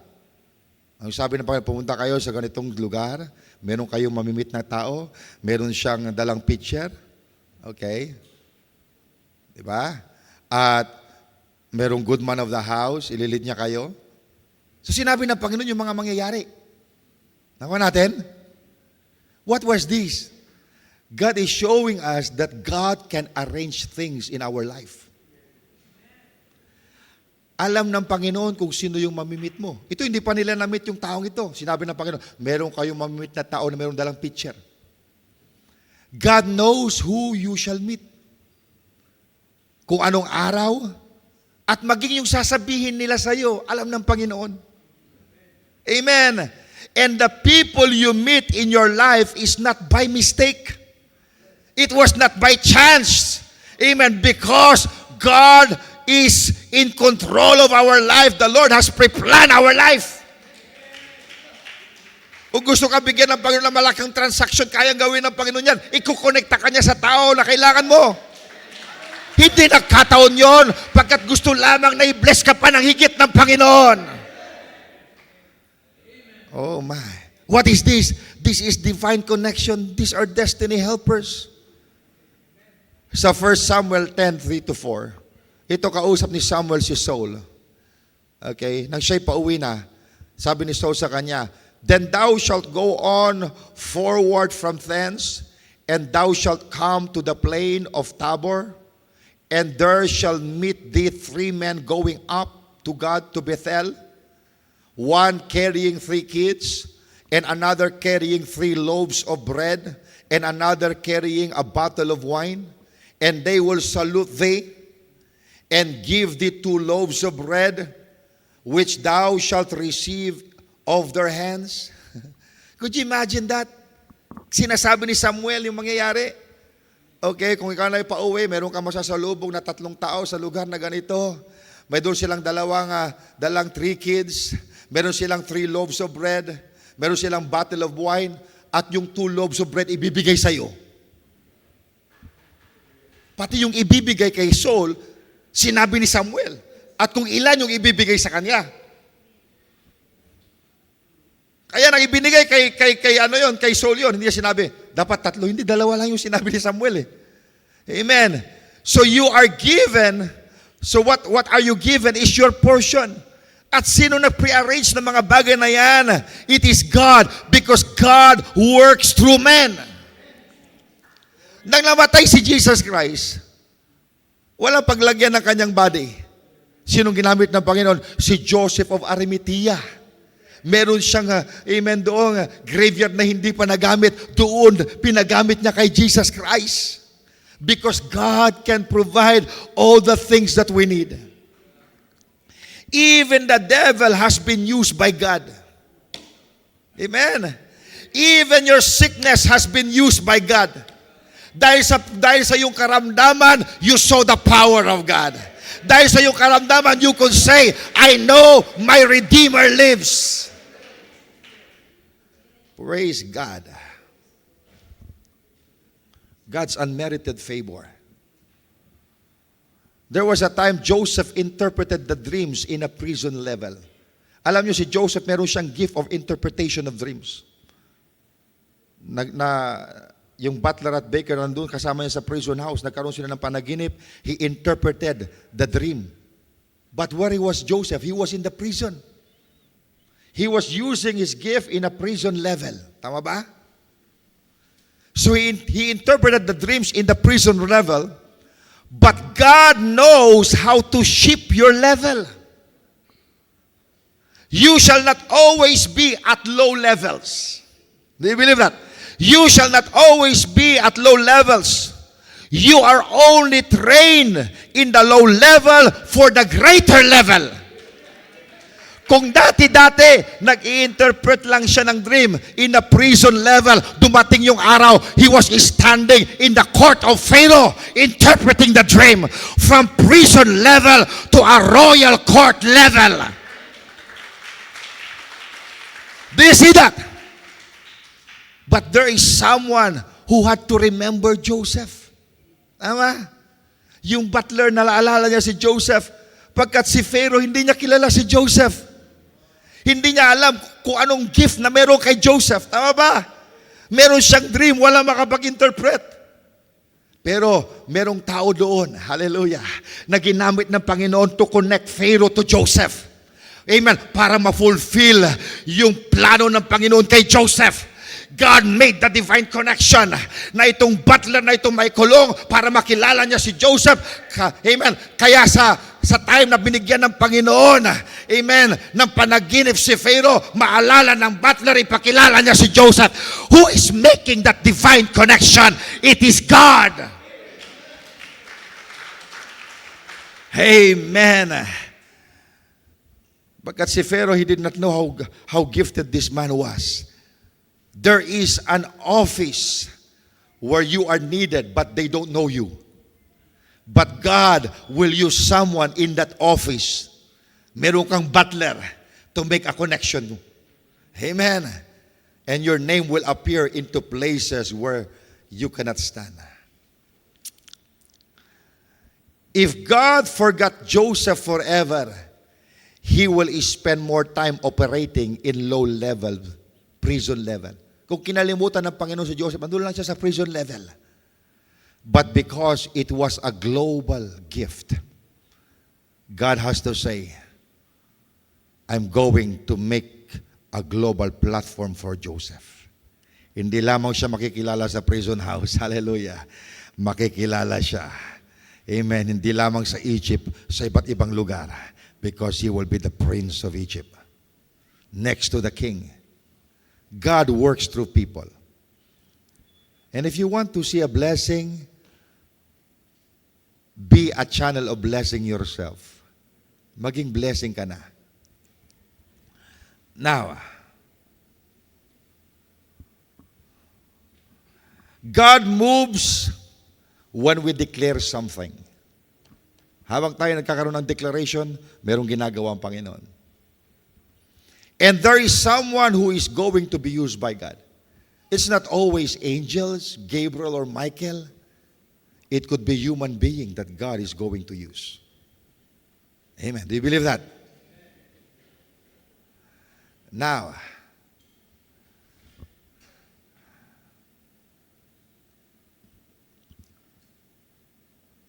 look at Mary.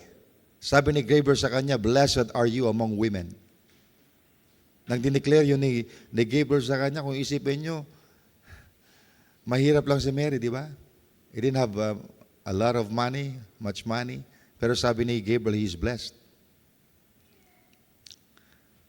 Kaya nga na nag-offer siya sa kanya nga, nang silang si Christ, ang kanilang in-offer lamang as an offering is a turtle doves kasi wala silang pinapambili ng tupa. You see in Leviticus 12, kung wala kang pambili ng baka o tupa, ang iyong i-offer ay turtle doves. But because of that pronouncement, mga kapatid, mayroong mga magis, o magi, 3 wise men, na nag-travel sila for about 2 years. Nang na-meet nila si Jesus Christ, bata na siya. Hindi siya baby. Di ba? Around 2 years old si Jesus Christ. Nang na-meet nila, nag-travel yun. Di ba? Pagkat dala-dala nila yung blessing. Marahil walang gold si Mary sa panahon na yun. Amen. Pero nang pinonounce ni Gabriel, thou art blessed. Amen. Dala-dala na yung gold. Nagbabiyahe na yung gold. Nagbabiyahe na. Amen. Hindi pa nahawakan pero pinronounce na. Sinabi na, you are blessed. Ito ang ginagawa ko, mga kapatid. Bago nyo pa mahawakan, pinopronounce ko na sa church na ito that you are blessed in all things. At ano yung blessing? Parating na yung blessing. Maghintay lang kayo kasi bumabiyahe na. From the moment I pronounce it, mga kapatid, by faith, amen, naglalakbay na yung blessing. Ang Panginoon ay kumikilos na to bless this church even more. Amen. Minamagnet ng Panginoon, mga kapatid, yung mga bagay na kailangan natin. Hallelujah. Para pag ang divine favor ng Panginoon ay nasa buhay mo, parang mayroong magnet yan. Minamagnet niya yung mga taong kailangan mo. Minamagnet niya yung mga pagpapala. Minamagnet niya yung mga magagandang bagay na dumating sa buhay mo. Why? Because there's a divine favor in your life. Hallelujah! Bakit yumaman at pinagpala si Job? Because God is blessing him. The divine favor of God ay na kay Job na ma-magnetize yung mga blessing. And once the divine favor of God ay nasa iyong buhay, it will magnetize good things in your life. Praise God. Now look at Jesus. How blessed Jesus in his ministry. Luke chapter 8, verse 1 to 3. Okay, ang sabi dito, Luke 8, 1 to 3. And it came to pass afterward that he went throughout every city and village, preaching and showing the glad tidings of the kingdom of God. And the 12 were with him. Jesus was with his 12 disciples.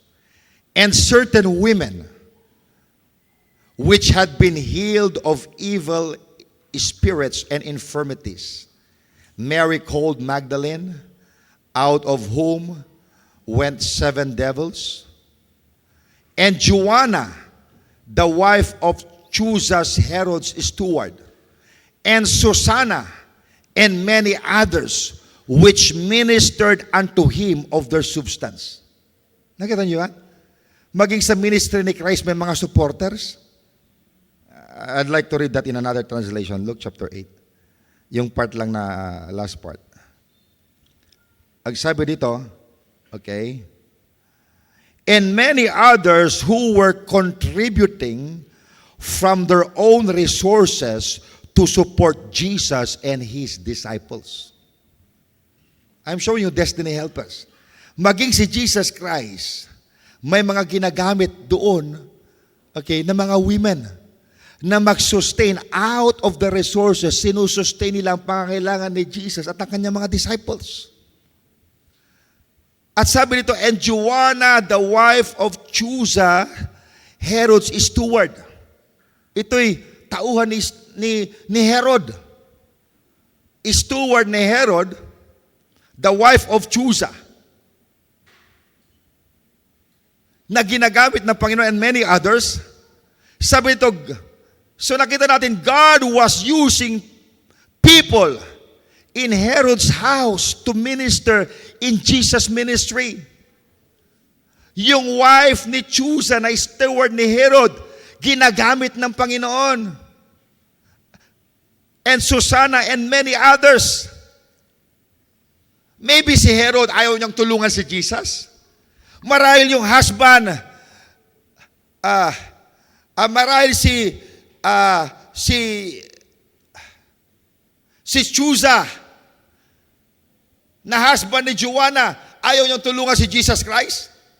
Pero si Joanna, amen, willing siyang tulungan si Jesus Christ at ang kanyang mga disciples sa ministry. Naku niyo mga kapatid, merong ginagamit ang tao. Marahil yung taong niyan ayaw kang tulungan. Marahil yung nanay mo ayaw kang tulungan.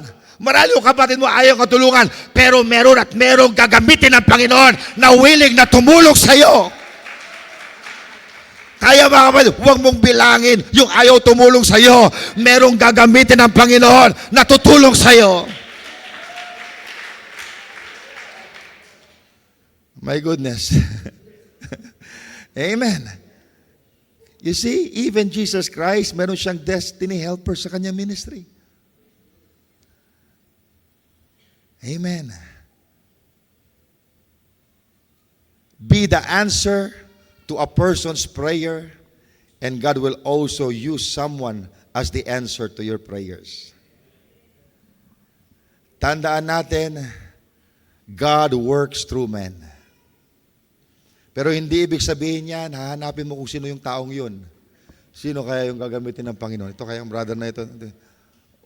Huwag mo isipin yan. Hindi mo trabaho yan. Minsan yung gagamitin ng Panginoon, hindi mo inakala eh. So, huwag ka maghanap kung sino gagamitin ng Panginoon. Pag gusto kang pagpalain ng Panginoon, kahit sino pwede niyang gamitin, kahit unbeliever.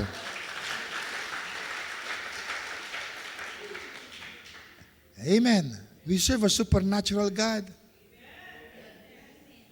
na gustong sustain ng Panginoon, nung sinisingil siya sa temple tax, wala silang pambayad. Sabi niya kay Peter, pumunta ka doon, mangisda ka, yung unang isda makukuha mo, may coin sa bibig. God is in control. Hindi ko alam kung saan kinuha ng isda yung coin. Pero ang alam ko, yung isda, hindi kumakain ng coin. Anong ginagawa niya sa bibig niya? Anong ginagawa ng coin? Inutusan ng Panginoon yung isda. Hindi ko alam kung may nagtapon ng coin doon o nahulog. O pagkatapos sabi ng Panginoon sa isda, papunta na si Peter dyan. Kunin mo na yung coin. Okay? Pag may nakita kang may pangbingwit dyan, kagatin mo na yon. Kasi yung coin ibibigay mo kay Peter. Mga kapatid, hawak ng Panginoon lahat ng bagay-bagay.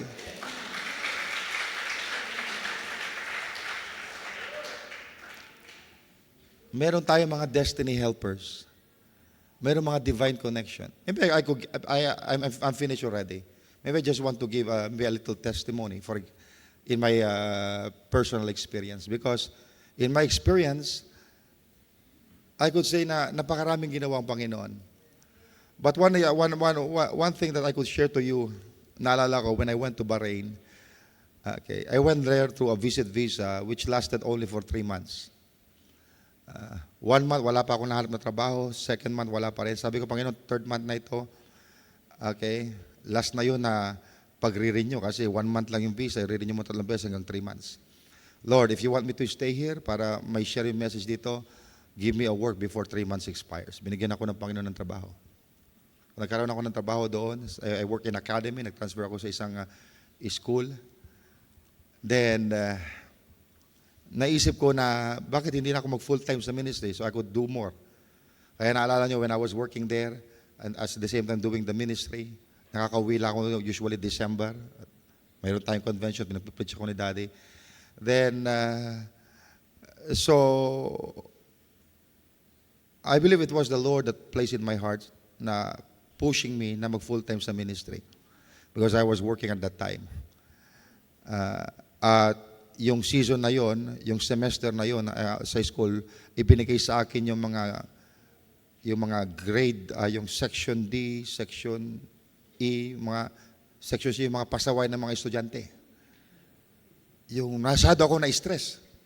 Ginagamit ng Panginoon yun para ma-pressure ako katapos mag-decide na ako mag-full-time sa ministry. Sa minsan, on our service, sabi ko sa mga membro doon, sabi ko sa kanila, kung kalooban na ng Panginoon na mag-full-time ako, okay, I've got to have a working visa na mag-provide sa akin para ako yung makapag-work full-time. Ipoprovide lang yung working visa, pero hindi ako magtatrabaho sa kumpanya nila. Ipoprovide lang sa akin. So I could work more for the Lord. Meron tayong isang Sister Maylene na pangalan niya. She is working with a Lebanese na Muslim. Narinig niya yung aking sinabi yung service na yon, pero I did not ask really kung nagawin nila. I just mentioned my heart's desire. So sinabi niya doon sa kanyang amo, yung pastor namin kailangan ng visa. Pwede mo ba siyang bisahan? I've never met that person. He was a Muslim, a Lebanese Muslim that has business in Bahrain. Sabi niya, sige, walang nagdalawang isip. Bisahan natin yung pastor mo. So sa madaling salita, sinabi sa akin, pinobide yung working visa ko. So I don't need to work, I could focus on the ministry. At na nagkaroon ako ng working visa that was provided by that person, after several days, I think, na-stroke si Daddy. I was already full-time. I already resigned from my job. Kasi para ka makapag-stay sa Bahrain, ay na makapag-minister doon, kinakailangan meron kang visa. Okay? And ang working visa is good for 2 years. So, i-renew ko lang yon. So, sa ilang panahon, ayun yung visa ng company yung pinapagamit sa akin para ako yung makapatot pa rito. Nag-spend ako sa Bahrain, then babalik ako dito, then babalik muli doon. You spend ng several months.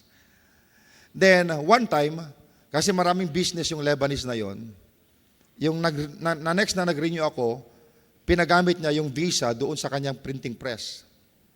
Okay, manager's visa yung binibigay sa akin. So, pinagamit yung visa niya, yung visa ng printing press nila. Pagkatapos, kasi marami siyang negosyo, yung printing press ngayon, tinurn over niya na sa kanyang anak. Ikaw nang bahala sa printing press, sabi niya kay anak. So of course, yung kanyang anak, tinitingnan niya yung mga visa doon, lahat ng mga. Katapos, nakita niya na naka-visa ako doon. Sabi niya, sino itong Ian Baltazar? Bakit naka-visa sa atin? Sinabi niya, hindi, binisahan niya ng papa mo. Hindi, sabi niya, hindi naman nagtatrabaho dito, bakit natin binibisahan? Sabi niya, ika-cancel na natin. Ka-cancel na raw yung visa ko. Then one time na kami nag-service, after the service, in-approach ako ng sister. Sister, Pastor, pwede ba kayo makausap? Sige, sabi ko. Meron tayong problema. Bakit, sabi niya? Kasi yung isang business na doon ka naka-visa, tinurn over na sa anak, at gustong ipakancel ng anak yung visa mo. Paano ngayon yung visa niyo, Pastor? Ang sabi ko doon sa sister, well, kung kalooban pa ng Panginoon na mag-minister ako dito, huwag kang mag-alala, sis. Ang Panginoon magpo-provide ng panibagong visa. Then during that time, merong isang taga-Saudi, Saudiya siya, citizen ng Saudi, na nagtrabaho sa Aramco, na nag-resign na siya, at gusto niya magtayo ng company sa Bahrain. So at that time, kasi itong taong ito, si Mr. Yusef, malaking tao yan. Malaki yung katawan niya, parang Arab type talaga, malaking tao. So sa tuwing pupunta siya sa Bahrain, pumupunta siya sa isang shop doon sa mall, na pangalan ng shop, Big and Tall. Kasi ang binibenta nila yung mga oversized na mga damit para sa mga malalaki, matatabang tao. Pagkatapos, doon nagwo-work si Sister Sharon, yung asawa ni Brother Joey noon. Ngayon. Doon siya nagwo-work dati noon. Okay, doon siya nagwo-work. So itong Saudiya na ito, si Mr. Yusef, so pumupunta siya doon sa shop. At sa tuwing nagpupunta siya doon sa shop, ang nag-a-assist si Sister Sharon. So hanggang naging kaibigan si Sister Sharon, kasi pag pumunta siya, bumibili ng damit, nag-a-assist siya. So sabi niya kay Sister Sharon, gusto ko mag-put up ng company dito sa Bahrain. Pwede bang kunin kitang empleyado? Sabi niya. Para makapagsimula ako. Kasi siya yung nag-assist. Ayaw ni Sister Sharon. Sabi niya, hindi na lang ako. Meron kami kasisteran. Nirecommend na niya ngayon Sister Dayan, yung asawa ni Brother Rene. Siya na lang kunin mo. So, sa madaling salita, Sister Dayan, in-employ ni Mr. Yosef. And they put up a business sa Bahrain. So, nang gusto na akong i-cancel, nung kinakwento ko sa inyo kanina, nung anak nung dati nag-visa sa akin. So, sabi ko nga sa kanya, kung gusto pa ako ng Panginoon mangaral dito, pwede niya yung visa ko, working visa, wag ka mag-alala. Then, mga kapatid, bago pa man i-cancel yon, ang Panginoon, meron na palang solusyon. Meron na siyang pinadala na taga-Saudi sa Bahrain na mag-put up ng business, i-employ yung kapatiran. So, alam nyo meron kasing Bahrainization. Ang bawat company, hindi ka basta-basta hire ng mga expat kasi merong tinatawag na Bahrainization. Bago issuean ng company ng visa na para mag-hire ng expat, kinakailangan mag-hire muna sila ng Bahraini para madagdagan. So very limited din ang kanilang visa na mag-hire ng expat. Kasi kung gusto nila mag-hire ng expat, kinakailangan mapipilitan silang mag-hire ng Bahraini. Gusto nila yung trabaho ng expat kaysa mga Bahraini. So, nang nasabi ko yon, naikwento ko kay Sister Dayan yung balak akong i-cancel doon sa visa. Naikwento niya ngayon doon sa kanyang amo ngayon. Sabi niya, yung pastor namin ika-cancel yung visa. Gusto mo ba siyang bisahan? Sabi ni Mr. Yosef, meron pa ako isang visa dito. Gusto ko sana kumuha ng maid. Pero your pastor is more important, ibigay natin sa kanya. So ibinigay sa akin yung visa. Diba? Hanggang ngayon, naka-visa pa ako kay Mr. Yosef. Uuwi ako because mag-expire ng aking visa February 20. Pinapagamit niya yung visa ng kanyang company. What is this? These are divine helpers sa ministry. Alam niyo mga kapatid, very strange kasi Muslim ang ginagamit ng Panginoon. Kaya nga sabi ko sa inyo, para lamang ma-fulfill ang plano ng Panginoon sa inyo, God can use any person. Kahit ngayong hindi ko na-meet na una si Mr. Nijad, di ko po pa na-meet, pinayagan niya na ako ibisahan ng kumpanya niya. Why, mga kapatid? Because, mga kapatid, kung may plano ang Panginoon sa iyo, God will provide everything that you need. Ganoon ang Panginoon, mga kapatid. Kaya huwag kayong mangalala, mga kapatid, ano man ang project natin This year, God already provides divine helpers.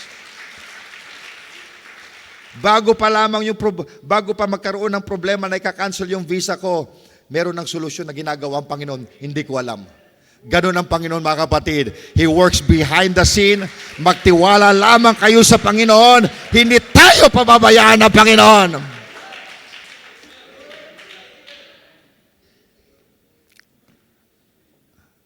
I could tell you more. Maybe I could give you one more.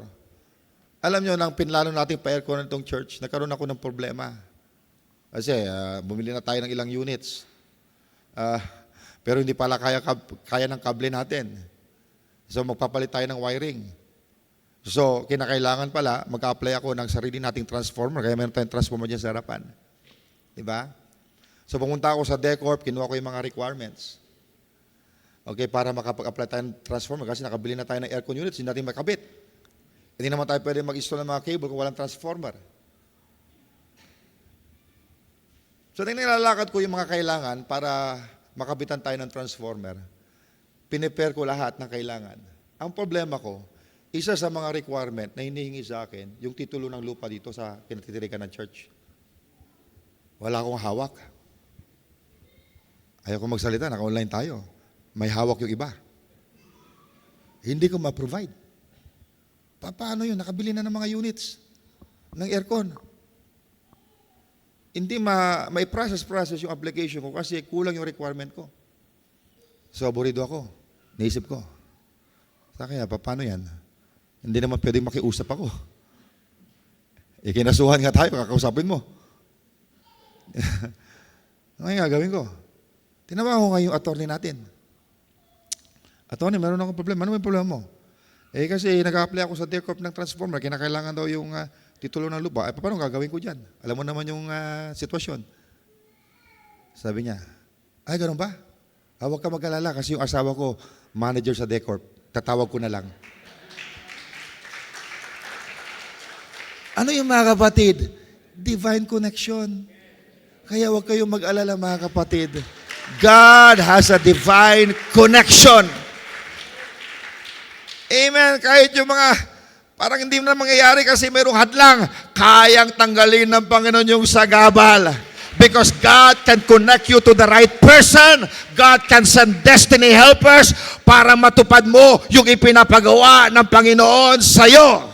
At sa year na ito, magtatayo tayo ng church. Amen. At sinasabi ko sa inyo, mga kapatid, ang Diyos ang gagawa. Magkakaroon tayo ng divine connection. Meron na ang divine connection Nasa planning stage pa lang kami. Kinukonekta na ako ng Panginoon sa mga taong mga kailangan ko para magawa namin yung planning stage, mga kapatid. Why? Pagkat ang Panginoon, He is the great provider. Hindi niya tayo pababayaan. God can provide everything. Naniniwala kayo dyan, mga kapatid? I'm teaching this to you para ma-uplift pa yung faith nyo. Amen. Kaya kung may mga malaki tayong project, papaano, wag mo nang tatanungin. Gagawin ng Diyos, tutulungan tayo. Amen. Masaya ba tayo, mga kapatid? Amen. Salamat sa Diyos. Buhay ang Diyos. Our God is not dead. He is alive. Our God is the present help in times of trouble. Kahit kayo mismo, mga kapatid, sometimes you look back to your experience, you could connect dots at sabi mo, tinulungan ako ng Panginoon sa bagay na yan. I'm just sharing my own testimony, but I know you have your own testimony. How God sent divine destiny helpers sa buhay mo, mga kapatid. Kung paano ang Panginoon nagbigay ng mga divine connection para maiangat ka sa buhay. Amen. Ayan ang kamay ng Panginoon. Ayan ay biyaya ng Panginoon. Ayan ang kabutihan ng Panginoon. Kaya salamat sa Diyos. Amen. I believe na ang Diyos ang tutulong sa atin sa taon na ito. Hindi tayo pababayaan ng Panginoon. Kasama natin siya. Praise the Lord. Tayo po lahat ay tumayo.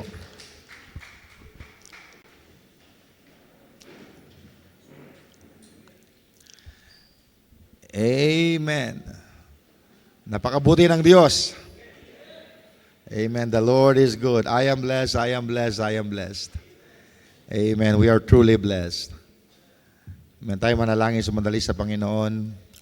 Panginoong Diyos, kami po'y nagpapasalamat, Lord, sa gabing ito. Pagkat, Lord, we realize, Panginoon, that you're in control of everything. You could orchestrate things, you could engineer things, Lord, just to bring to pass the plan that you have for us, Panginoon. How you orchestrated, Lord, yung mga bagay sa buhay ni Joseph para ma-fulfill mo yung plano mo, Panginoon, kay Joseph. And I believe, Lord, that you are still the same yesterday, today, and forever. Alam ko, Panginoon, ikaw ay buhay na Diyos. Alam ko wala kang katulad, Panginoon. At sa iyo, Panginoon, ay walang mahirap. Walang imposible sa iyo, Panginoong Diyos. Kaya kami, Lord, ay nagtitiwala sa iyo, Panginoon. Anumang kalagayan namin ngayon, Lord, you could bring us out of situation. You could raise us out, Panginoon, from a prison level, Panginoon, to the royal court level, Panginoon, tulad ni Joseph. Kaya pinupuri ka namin, pinasalamatan ka namin. Tunay nga, Lord, na ikaw ay buhay na Diyos at wala kang katulad. Pinupuri ka namin, Lord. Salamat na maging sa mga bagay na yung ginagawa na hindi pa namin nakikita, kami na nagpapasalamat sa iyo. Mga bagay na gagawin mo pa lang, Panginoon, kami na nagpapasalamat sa iyo, Panginoon. I know, Lord, na ikaw ang tumutulong sa ministry na ito. Ikaw ang tumutulong sa lahat ng mga bagay-bagay. Ikaw ang tumutulong sa aming pamilya. Ikaw ang tumutulong sa aming mga anak, Panginoong Diyos. Ikaw, Panginoon, ang lahat-lahat, Panginoon. Lahat ng pagpapala na meron kami ay dahil sa iyo. Kaya pinupuri ka namin, pinasasalamatan ka namin sa lahat ng bagay. Lord, we bring back the glory and praises into your name. In Jesus' name, amen. Praise the Lord.